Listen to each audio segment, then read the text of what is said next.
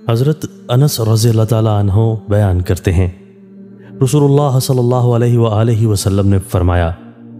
جس شخص میں 3 خصلتیں ہوں اس نے ان کے ذریعے ایمان کی لذت و حلاوت کو پا لیا، جس کو اللہ اور اس کے رسول سب سے زیادہ محبوب ہوں۔ جو شخص کسی سے محض اللہ کی رضا کی خاطر محبت کرتا ہو، اور جو شخص دوبارہ کافر بننا اس کے بعد کہ اللہ نے اسے اس سے بچا لیا ایسے ناپسند کرتا ہو جیسے وہ آگ میں ڈالا جانا پسند کرتا ہے۔ حضرت عباس بن عبد المطلب رضی اللہ تعالیٰ عنہ بیان کرتے ہیں،